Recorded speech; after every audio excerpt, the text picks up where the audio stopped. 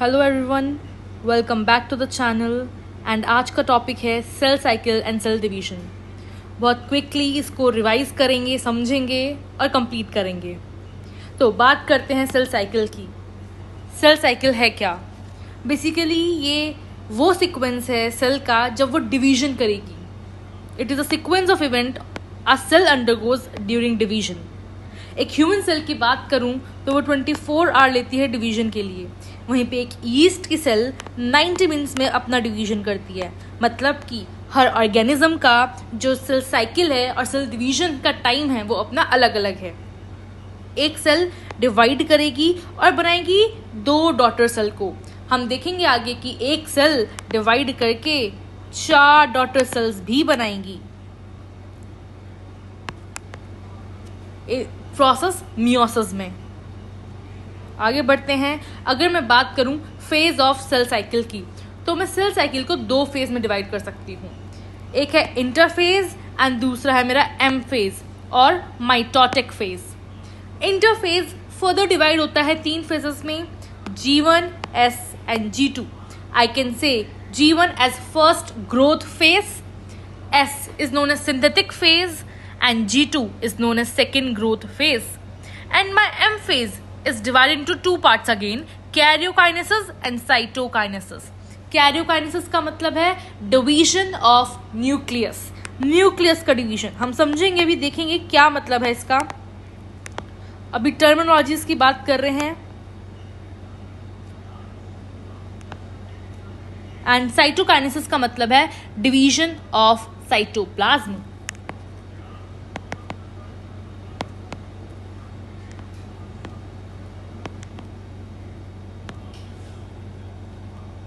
Okay, let's start with interphase. Interphase, also known as resting phase, or we can say the phase between 2M phase. हमने क्यों बोला 2M के phase के बीच का phase हम interphase बोलते हैं, अब हम समझेंगे। मेरी साइकिल कुछ ऐसे चलती है, G1, S एंड G2 ये तीनों किस में? आपके इंटरफेज में। फिर आएगा मेरा M phase, then interphase, then M phase. That's why we called it as phase between 2M phase. एक ह्यूमन सेल 24 आवर्स लेती है डिवीजन के लिए, सेल साइकिल को गो थ्रू करने के लिए। और उन 24 आवर्स की मैं बात करूं तो वो सिर्फ 1 घंटा लेती है 1 आवर डिवीजन के लिए। And rest more than 95% of the time वो इंटरफेज में जाती है, सेल को प्रिपेयर करती है डिवीजन में आने के लिए।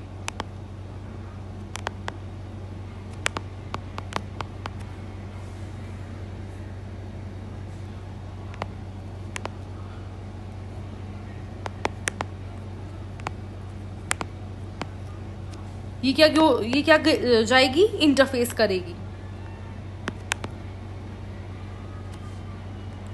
इंटरफेस को हम बोलते हैं resting phase and preparatory phase. Resting phase क्यों बोला गया? बेसिकली रेस्टिंग फेज से मतलब ये नहीं कि सेल यहाँ पे रेस्ट में रहेगी, नहीं। सेल बहुत ज़्यादा मेटाबॉलिकली एक्टिव होती है इस फेज में, क्योंकि वो अपने आप को प्रिपेयर कर रही है इस टाइम पे। सेल इस टाइम पे बहुत ज़्यादा मेटाबॉलिकली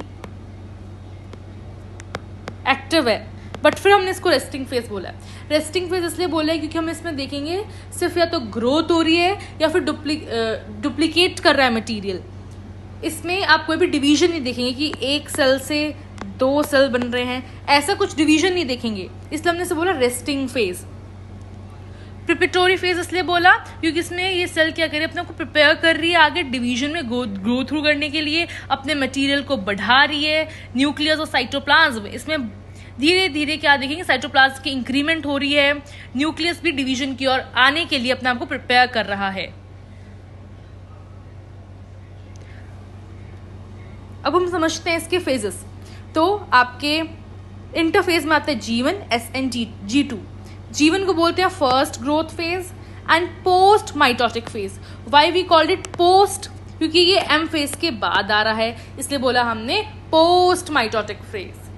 S फेज को बोलते हैं सिंथेटिक फेज, क्योंकि इसमें हम देखेंगे DNA सिंथेसाइज होगा, रेप्लिकेट करेगा। एंड G2 को बोलते हैं हम second growth phase post synthetic phase क्योंकि ये एस फेज के आ रहा है बाद में, एंड प्री माइटोटिक फेज क्योंकि एम फेज से आ रहा है ये पहले। अब हम समझते हैं G1, S and G2 phase के बारे में।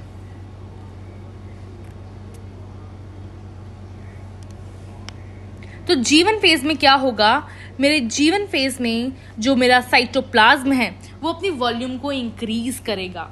याद रखना, जो भी साइटोप्लाज्म की वॉल्यूम में इंक्रीमेंट हो रहा है वो एक कॉन्टिन्यूस प्रोसेस है, वो सिर्फ एक फेज में देखने को नहीं मिलेगा। स्टार्टिंग में ही सेल आप जब डिवीजन जाएंगी, G1 में जाएगी, वो तभी से ही अपने साइटोप्लाज्म की वॉल्यूम बढ़ाती रहेगी और ये हर फेज में बढ़ता रहेगा। तो G1 में क्या हो रहा है, G1 में इंक्रीज हो रहा है volume of cytoplasm, increase in volume of cytoplasm, and it is a continuous process.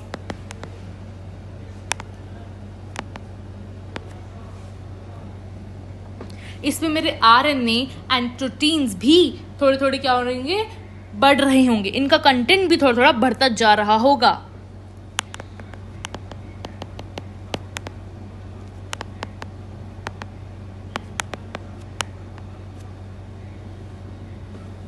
इसमें मेरी बाकी की जो सेल ऑर्गेनेलीज हैं वो भी बढ़ रही होंगी।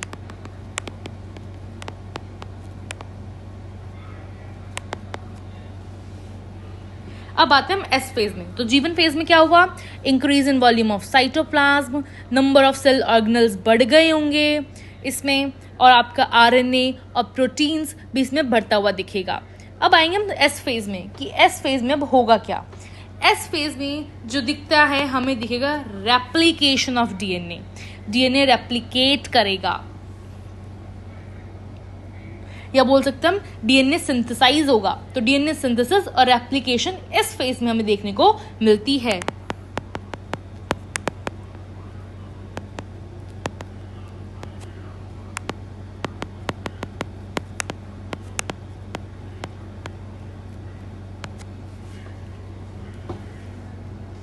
इस फेज में आप देखेंगे तो आपके हिस्टोन प्रोटीन्स भी बढ़ रहे होंगे, हिस्टोन की सिंथेसिस भी हो रही होगी, और सेंट्रियोल भी इसमें रेप्लिकेट कर रहा होगा। हिस्टोन प्रोटीन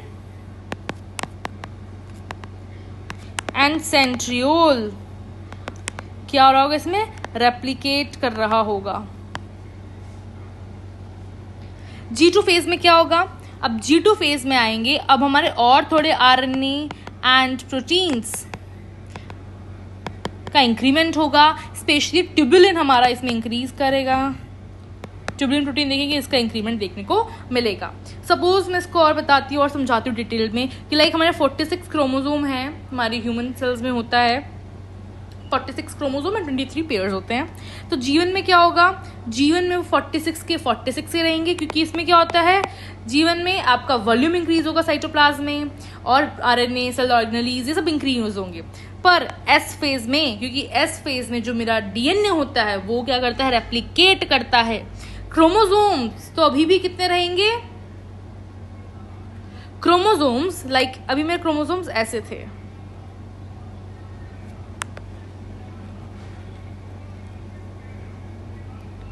ठीक है, अभी मेरे क्रोमोसोम्स थे ऐसे।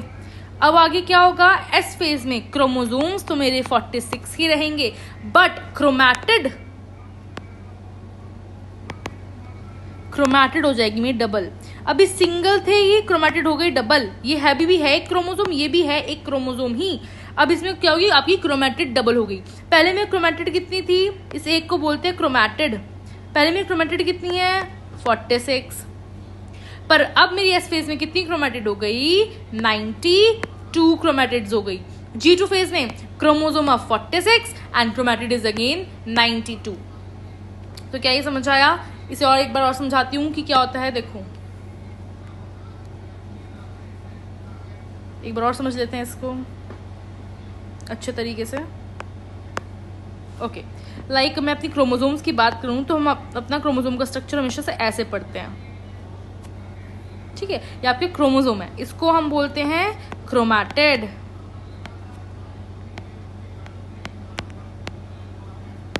ये क्या आपकी क्रोमैटिड है, यानी यार क्रोमैटिड। सिस्टर क्रोमैटिड बोल सकते हैं इसे also known as sister chromatid. तो आपके जब जीवन फेज की बात कर रही हूँ तो मेरे कितने होंगे जीवन फेज में, ऐसे होगा ये जीवन फेज में मेरा होगा ऐसे 46 क्रोमोसोम होंगे। ये अभी भी एक क्रोमोसोम है, इसे भी एक क्रोमोसोम बोलेंगे और इसे भी एक क्रोमोसोम ही बोलेंगे। एस फेज में क्योंकि आपके क्या होता है, रेप्लिकेट करता है डीएनए, तो एक स्टैंडर्ड से ही क्या हो जाएगा, डबल स्टैंडर्ड हो जाएगा, ऐसे हो जाएगा। तो अब भी मेरा क्रोमोसोम 46 है, पर पहले मेरे क्रोमैटिड कितने था, एक था, तो कितना 46 क्रोमैटिड था। यहाँ पे क्रोमोसोम है और यहाँ पे क्रोमैटिड है। पहले कितने क्रोमोसोम था, 46 था, बाद में भी 46 है, ये भी एक क्रोमोसोम है, ये भी एक क्रोमोसोम है, बट पहले मेरे क्रोमैटिड 46 थे, अब मेरे क्रोमैटिड कितने हो गए, 92 हो गए। अब क्या होगा, G2 में भी 46 होंगे, 92 होंगे, क्योंकि यहाँ पे क्या बढ़ रहा है, आरएनए और प्रोटीन की सिंथेसिस और कुछ सेल ऑर्गेनेलीज में आ जाएगा, जैसे आपके माइटोकॉन्ड्रिया इसमें बढ़ता है, माइटोकॉन्ड्रिया इसमें इंक्रीज होगा, इसमें नहीं होगा। सेल ऑर्गेनेलीज में माइटोकॉन्ड्रिया यहाँ पे इंक्रीज होता है। आई होप आपको ये समझ आए, ये थोड़ा इंपॉर्टेंट है क्योंकि हम आगे पढ़ेंगे कि कैसे कैसे क्या डिवीजन हो रहा है। अब बहुत से को डाउट रहता है कि हमने जीवन समझ लिया क्या होता है, एस समझ लिया, G2 समझ लिया, पता चल गया कि सेल कैसे कैसे जा रही है।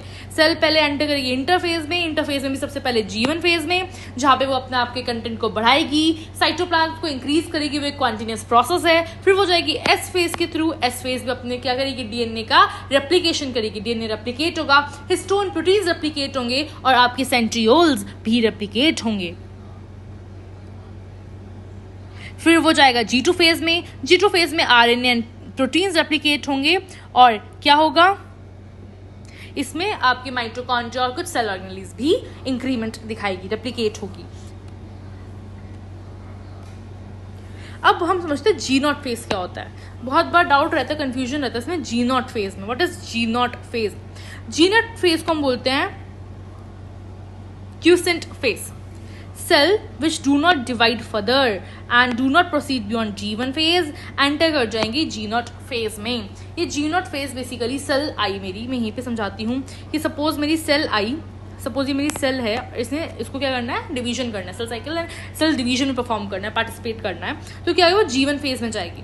सपोज वो G1 फेज पास कर जाती है, बट यहाँ पे इस रीजन में हम समझ लेते हैं, यहाँ पे इस रीजन्स में कुछ रीजन्स हैं, जैसे ये यहाँ पे हमारे ना कुछ चेक पॉइंट्स होते हैं, बोलते हैं चेक पॉइंट्स, जो कि चेक पॉइंट्स जैसे हम बोल सकते हैं चेक पॉइंट्स, जो कि बताएगा कि हमारे जो सेल्स हैं उनको आगे डिवीजन में पार्टिसिपेट करना चाहिए, जाना चाहिए, क्या वो सफिशिएंट है डिवीजन के लिए, क्या वो सही है डिवीजन के लिए, तभी वो आगे जा पाएंगे, वरना वो आगे नहीं जा पाएंगे। अगर ये चेक पॉइंट्स उन्हें अलाउ नहीं करते आगे जाने के लिए तो वो जा नहीं पाएंगे।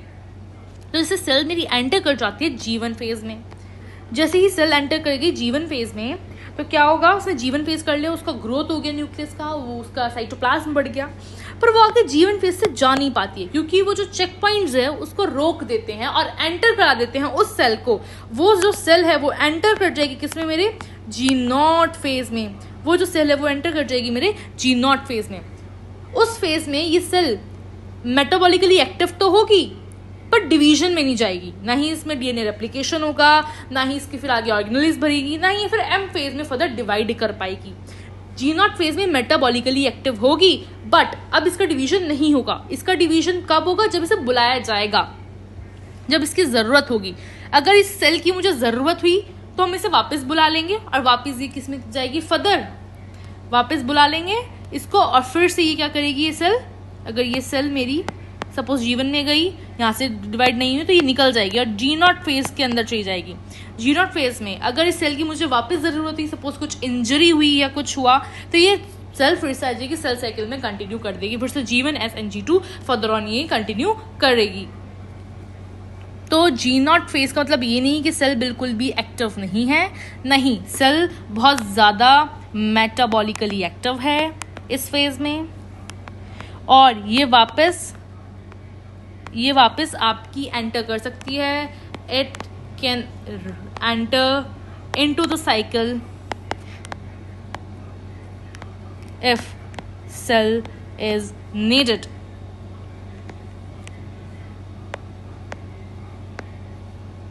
या वापस एंटर कर सकती है अगर इसकी हमें ज़रूरत पड़ी।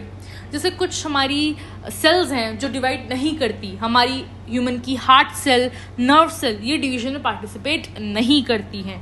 तो कौन सी सेल्स है हमारी? नर्व सेल, हार्ट सेल, तो ये डिवीजन में पार्टिसिपेट नहीं करती हैं।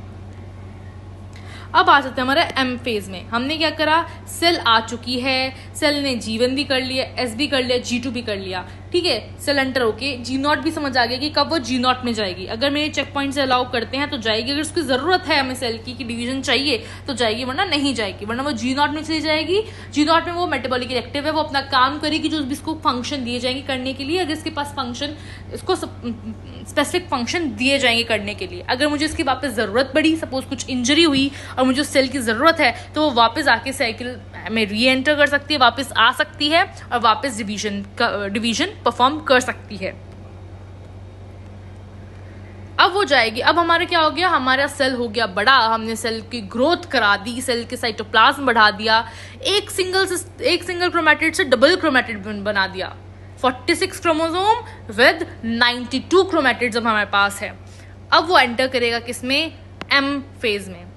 अब एम फेज को हम बोलते हैं most dramatic phase. Why it is known as most dramatic phase? क्योंकि इसमें सारा डिवीजन परफॉर्म होगा। हम डिवीजन देखेंगे कैसे कैसे सेल के अंदर क्या चल रहा है, न्यूक्लियस के अंदर कैसे क्रोमोसोम दिख रहे हैं, टूट रहे हैं और अलग हो रहे हैं, कैसे एक सेल से दो सेल बन रही है, इसलिए उसे बोला most dramatic phase. M phase में दो आते हैं, karyokinesis and cytokinesis.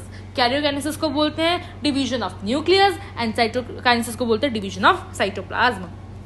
Major reorganisation of virtually all component of cell. Why we call it virtually? हम तो सब रियलिटी में देखते हैं ना, लाइक हम पढ़ेंगे अभी prophase, metaphase, anaphase and telophase further कि, पर हमने इसे वर्चुअली क्यों बोला, ये इसमें रीजन आते हैं। लाइन ऑफ एनसीईआरटी ही है कि major reorganisation of virtually all components of cell. Virtually इसलिए बोला गया है क्योंकि कोई भी स्पेसिफिक डिस्टिंक्शन नहीं है कि ये चीज़ प्रोफेज में ही होगी, ये चीज़ मेटाफेज में ही होगी, ठीक है, इसलिए हम इसे बोलते हैं वर्चुअली। अब ये वाली लाइन और अच्छे से समझ आएगी जब हम प्रोफेज, मेटाफेज, अपना एनाफेज एंड टीलोफेज पूरा कंप्लीट कर लेंगे, देन यू विल अंडरस्टैंड कि हमने वर्चुअली क्यों बोला है। अब सेल दो टाइप की, क्या आपकी somatic cells and reproductive sales.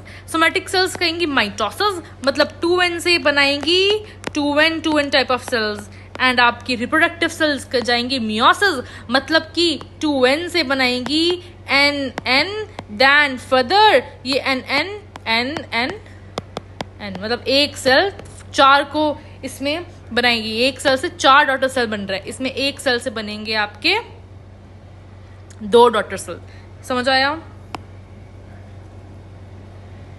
तो आपकी रिप्रोडक्टिव सेल्स जो होती हैं, जो गैमीट्स की फॉर्मेशन में हेल्प करती हैं, वो जाएंगी मियोसिस करती हैं, वो करती हैं मियोसिस, एंड जो आपकी सोमैटिक सेल्स करती हैं वो क्या करती हैं, वो करती हैं माइटोसिस।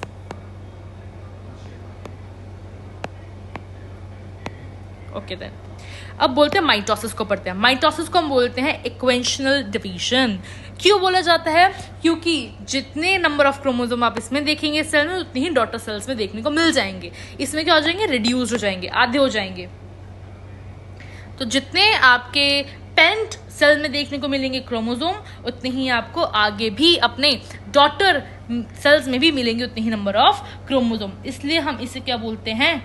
Equational division. क्योंकि इसमें क्वालिटेटिवली एंड क्वांटिटेटिवली ये जो डॉटर सेल्स हैं वो सिमिलर होंगी उसके पेरेंट सेल से। और ये रिप्रोडक्टिव सेल्स में ऐसे बोल सकते हैं, जर्म सेल्स भी बोलते हैं इन्हें, इनमें मियोसिस होता है, इसमें आधे हो जाते हैं, हाफ हो जाती हैं इनमें आपके जो क्वांटिटी है, और क्वालिटेटिवली हाफ हो जाते हैं पेरेंट सेल से। ये आप देखेंगे 4 स्टेजेस दिखेंगे कार्योकाइनेसिस की, prophase, metaphase, anaphase and telophase. पढ़ते हैं प्रोफेज की तरफ। प्रोफेज में होगा क्या?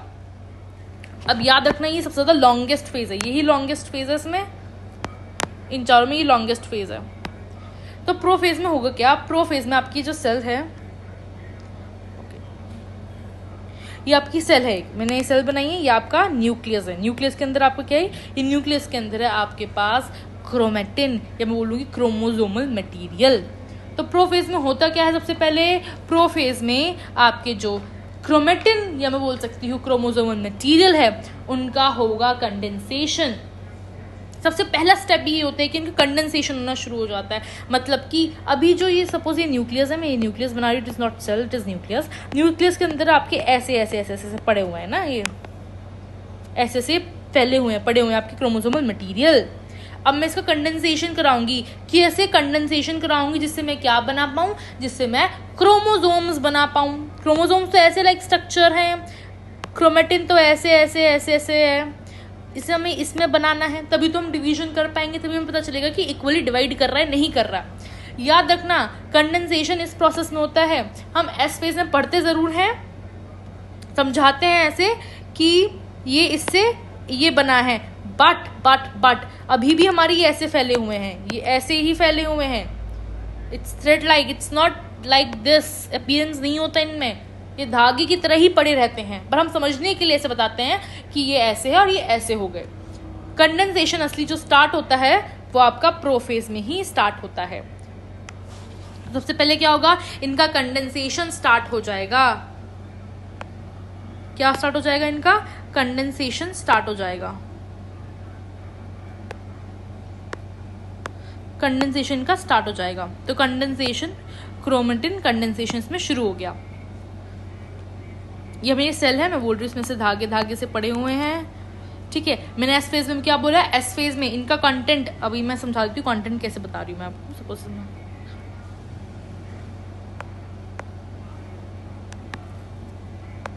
ये मेरा न्यूक्लियस, इसके अंदर मैंने न्यूक्लियस बना दी, इट्स न्यूक्लियस।